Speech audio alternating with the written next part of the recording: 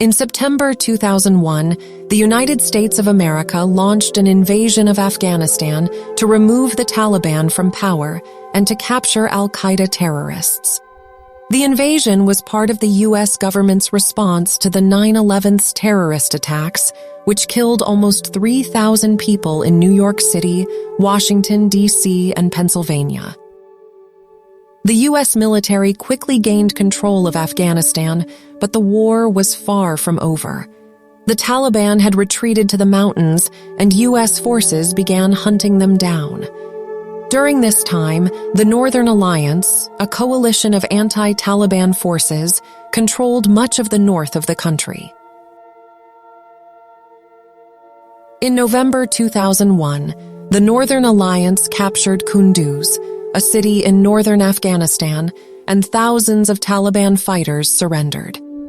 After the fall of Kunduz, the Taliban fighters were taken into custody by the Northern Alliance and transported to a prison in Sheberghan, a city in Jowzjan province. The prisoners were held in shipping containers, which were overcrowded and unsanitary.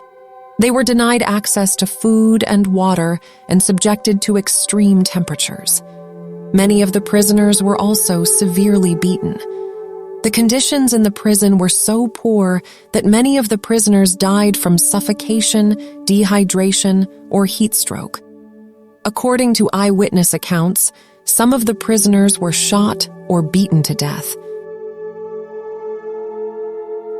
The Northern Alliance buried the bodies of the dead prisoners in mass graves in the nearby Dasht-e-Leili desert. The news of the massacre broke in December 2001, when the British newspaper, The Observer, published an article alleging that the Northern Alliance had buried up to 3,000 Taliban prisoners in mass graves in Dasht-e-Leili. The article was based on eyewitness accounts from local people and journalists who had visited the site. The U.S. government initially denied any knowledge of the massacre, but later admitted that it had received reports of the incident.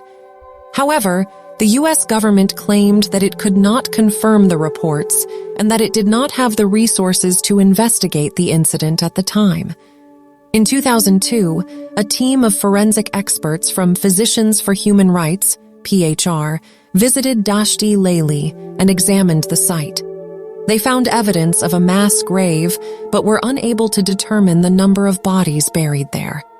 The PHR team also found evidence of human rights violations at the prison in Sheberghan, including torture and other forms of abuse.